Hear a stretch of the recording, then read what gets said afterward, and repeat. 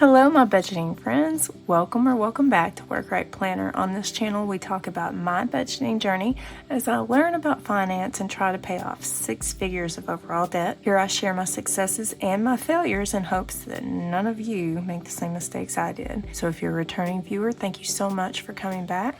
And if you're new here, pull up a seat, stay a while. Today we are talking about my debt progress. So as you all know, I've got 6 figures, it's terrible, but we're going to look and see what kind of a difference the month of March made. So what I decided to do, instead of tracking my payments and the interest and manually figuring up all of that stuff and trying to stay on top of it, which was making me nuts, I am taking my new monthly balance on my statement and comparing those as I watch my debt go away. And I think that that's going to work out much better.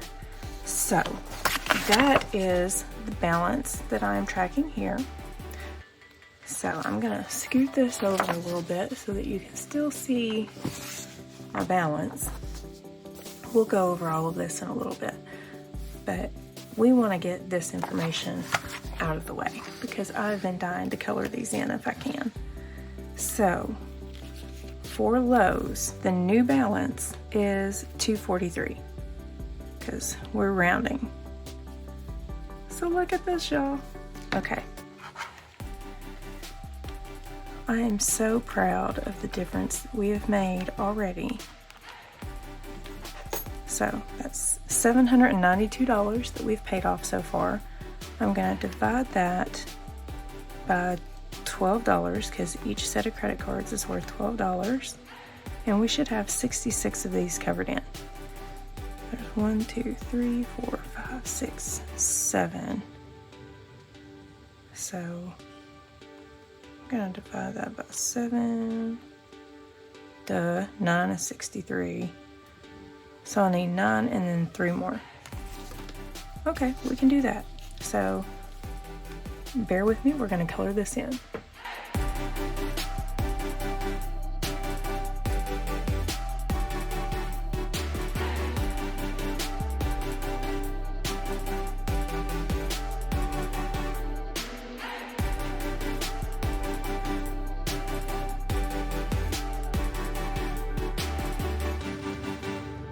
Check that out, y'all. It's almost full. So we'll see what April brings us because we still have the debt snowball payment for March that's going to be applied. So looking forward to that. So that one, we're going to just move this out of the way. So Murray State was number 2 on my current debt snowball. The current balance on it is going to be $1904. So we're going to do 1970 minus 1904. 66 divided by 24 is still not 3, but we get to color in one more, so let's do that. Okay, slow and steady wins the race, right?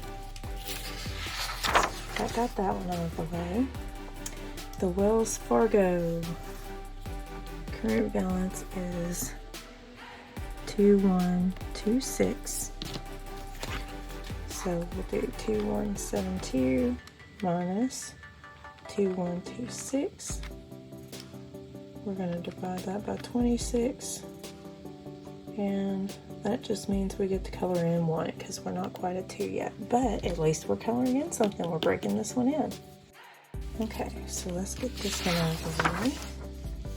So then we've got capital 1. Capital 1 is,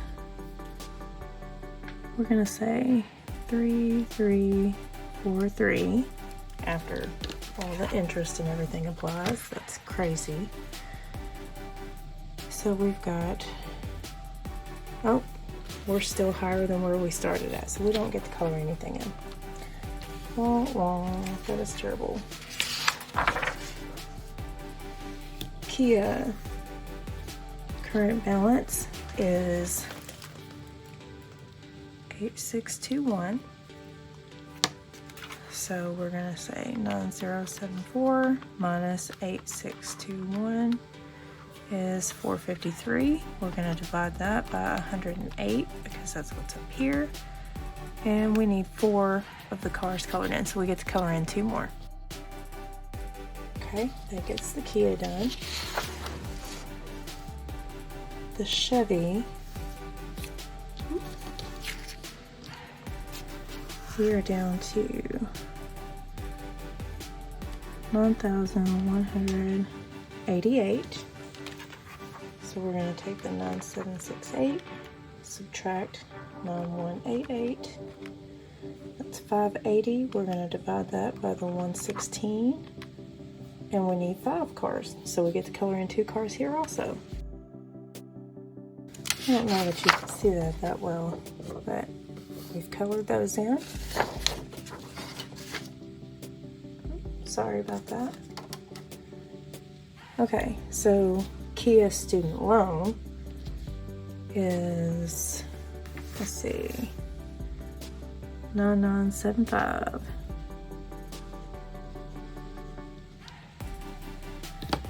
This is the first time, the principal on this is $10,000. So this is the first time that my balance has dropped below the principal amount ever. I've been paying on this loan for well over a decade. So at least we're finally making some progress. So we've got 10,368 minus 9975. We're going to divide that by 124. And we should have 3 colored in, so I'm going to color in 2 here also. Okay, so that gets the Kia student loan out of the way. We've got one more.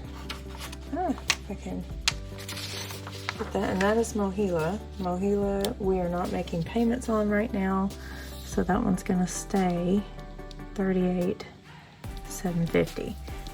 So hopefully it stays that way for a little while longer, and we'll just work it out.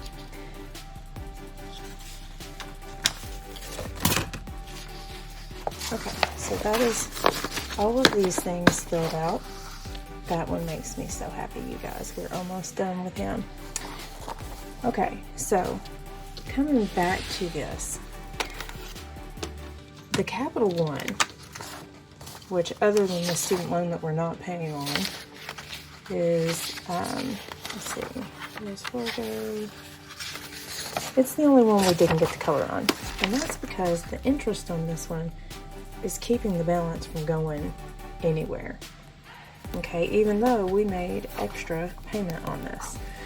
So that makes me less than happy. So I got into the spreadsheet that I have that I'll link to below. It's something I pulled off the internet. I think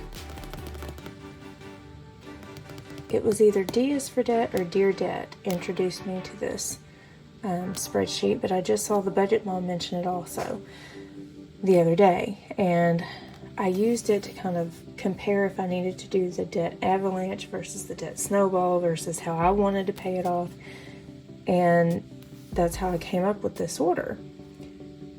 But I played with it because the Capital One is really ticking me off. So the original plan, this plan, gets me debt-free by March of 2035 if all I do is roll the payments. Okay, and don't put anything extra toward it. March of 2035, total interest of $40,395.25. So, what I did was I went in and played with it, decided on a new order that I'm going to put things in starting in April.